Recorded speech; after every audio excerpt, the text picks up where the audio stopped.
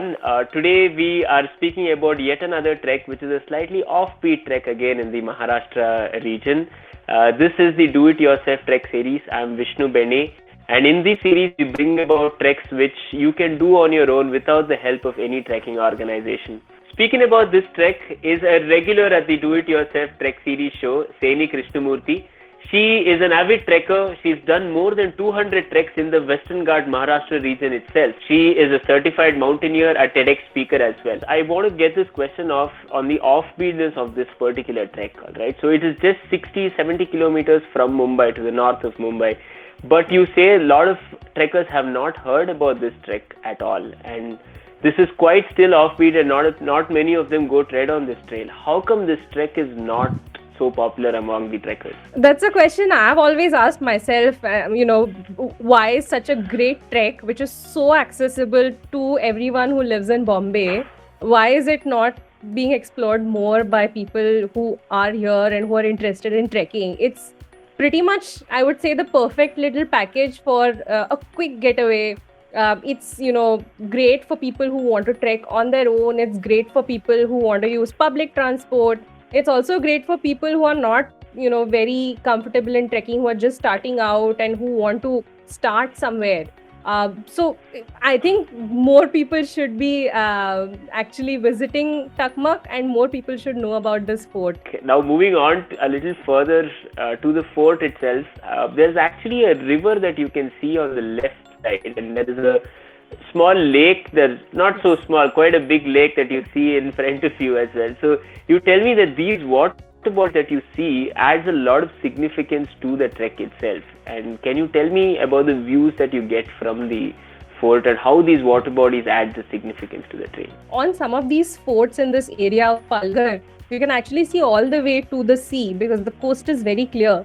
But usually our skies are not so clear, so we don't get that lucky.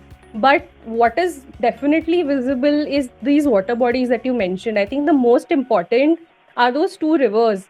You actually see the confluence of two major rivers in this area, which actually provide water to Bombay and many adjoining areas. So those are the Tansa and the Vaitarna rivers. I think many people know about these rivers. You can actually see them, and not just see them, but you can actually see the confluence of these two rivers from the fort.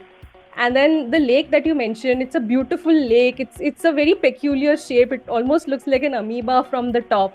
It's called Vandri Lake in the local language. And Vandri Lake is one big thing to watch out for. You cannot miss it. It has a very unique shape, and it's a highlight, and you can actually start seeing it even before you reach the top of the fort. So many water bodies, and if you're really lucky, if the skies are really clear, then maybe all the way to the Arabian Sea as well. Seni, so talk to us about the geography of this trek, where this is located. You say that this is the best trek to do in the monsoon season, whereas in most of the other fort treks, it gets a little slippery during monsoon, and it's not well suggested to do a trek in the monsoon season in that region, in fact. So why is this trek so special to be done in monsoon season? So I think the monsoons in Maharashtra have a very special charm. I think everyone loves seeing the bright green color that you see only here. You actually don't see in many other parts of India. There is a very almost fluorescent green color that all the hills and mountains don when it immediately after the first few showers itself. It's very quick to sprout. And I think everyone wants to experience the monsoons in the hills. But the problem is, like you said, some forts which are already difficult to do outside of the monsoons become even more challenging, and even experienced trekkers do not go to those forts in the monsoon. In those times, it's very important to understand that monsoon is the season where everyone wants to be in the hills. So you should choose forts or places which are not very highly crowded or very popular amongst everyone or very well known in social media. So this is a great place. Takmak is a great place to go to experience monsoon in the hills, and still not have a lot of difficulty in going up and descending from the fort. The reason I say that is, of course, the region itself, it's located in the larger region of Palghar, very Okay. close to Vasai Virar, which are suburbs of Bombay, very close to them. I would say not about an hour or so.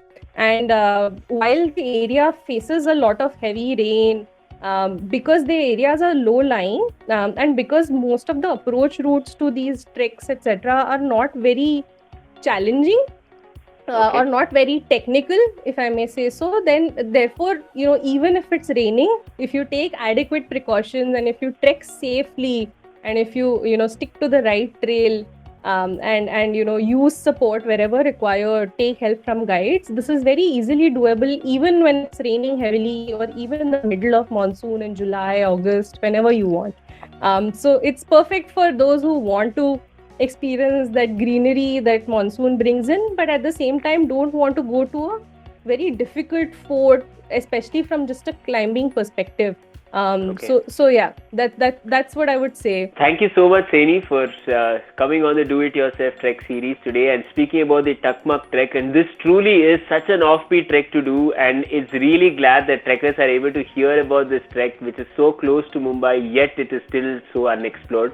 For more such videos on treks that you can do yourself, hit subscribe and click on the bell icon next to it to get reminded of our videos. For more information on the trekking world itself, you can follow us on Facebook, Twitter, and Instagram.